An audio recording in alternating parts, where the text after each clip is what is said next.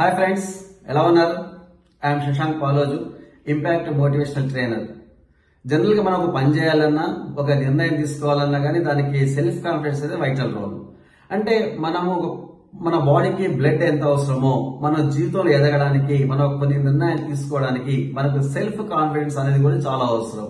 మన బాడీలో blood percentage తగ్గిపోయింది అనుకోండి, ఏమవుతుంది? మనం నీరసించిపోతుంటాం, రకరకాల జబ్బులో బాధపడుతుంటాం.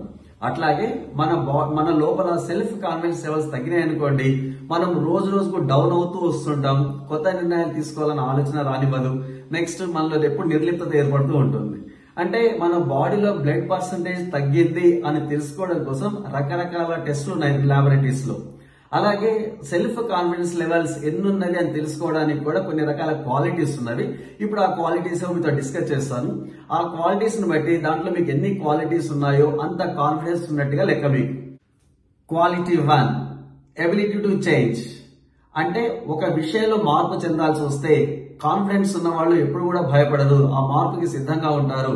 అంటే ఒకవేళ మార్పు చెందాల్సిన పరిస్థితి వచ్చినా గానీ వాళ్ళు ఆ మార్పుని ఫాలో అవ్వకుండా ఆ మార్పుని లీడ్ చేస్తూ ఉంటారు. వాళ్ళు ఎప్పుడు కూడా ట్రెండ్ ని సెట్ చేస్తూ ఉంటారు.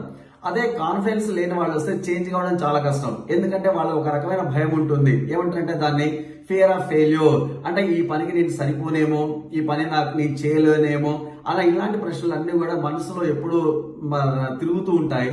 ఈ భయం వల్లనే వాళ్ళు కొత్త పనులు చేయడానికి ఇష్టపడరు. క్వాలిటీ 2, కాన్ఫిడెన్స్ ఉన్న వాళ్ళు ఎప్పుడు కూడా కొత్త పనులు చేయడానికి ఆలోచించరు. అదే కాన్ఫిడెన్స్ లేని వాళ్ళు ఏం చేస్తారు అంటే దానికి ఆ పనిని ఎలా తప్పించుకోవాలి అని వాయిదా వేసే పద్ధతి వాళ్ళు డెవలప్ అవుతూ ఉంటుంది.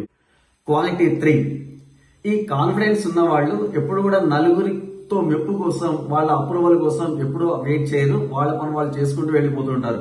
ఇది ఎదుటోళ్ళకి నచ్చిందా నచ్చలేదా అనేది ఆలోచించారు. వాళ్ళు ఒక ప్లాన్ ప్రకారం, ఒక పద్ధతి ప్రకారం చేసుకుంటూ వెళ్ళిపోతుంటారు. అదే కాన్ఫిడెన్స్ లేని వాళ్ళు ఎప్పుడు కూడా ఎదుటి వాళ్ళ అప్రూవ్ కోసం వెయిట్ చేస్తుంటారు. అందుకే వాళ్ళ లైఫ్ లో ఎదగలేకపోతూ ఉంటారు అనమాట. సో వీళ్ళు ఏమవుతుంది, ఈ సొసైటీలో నలుగురు కోసం మెప్పు కోసం ప్రయత్నం చేస్తారు. అంటే ఈ పని చేయొచ్చా చేయకూడదా, ఈ పని చేస్తే ఏమవుతుంది, ఇలాంటి భయాలతోని ఎప్పుడు వెనకడుగు వేస్తూ సక్సెస్ కావడానికి చాలా భయపడుతూ ఉంటారు వీళ్ళు. క్వాలిటీ నెంబర్ 4, కాన్ఫిడెన్స్ ఉన్న వాళ్ళు ఎప్పటికప్పుడు వాళ్ళు సెల్ఫ్ మోటివేట్ అవుతూ ఉంటారు, ఎప్పుడు హ్యాపీగా ఉంటారు.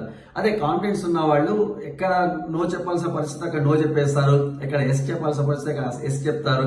ప్రాబ్లం రాగానే ఎలర్ట్ గా ఉండేసి హ్యాపీగా ఉంటారు వాళ్ళు. అదే కాన్ఫిడెన్స్ లేని వాళ్ళు నో చెప్పాల్సిన పరిస్థితి చాలా భయపడుతూ ఉంటారండి.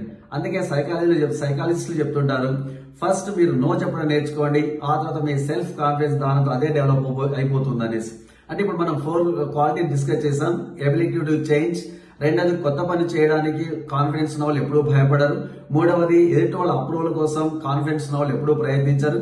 నాలుగవది కాన్ఫిడెన్స్ ఉన్న వాళ్ళు ఎప్పుడు సెల్ఫ్ మోటివేటివ్ అవుతూ ఉంటారని. అందుకే friends, confidence is the best quality. So confidence ఎలా డెవలప్ చేసుకోవాలని మనం నెక్స్ట్ వీడియోలో చూద్దాం. Thank you very much.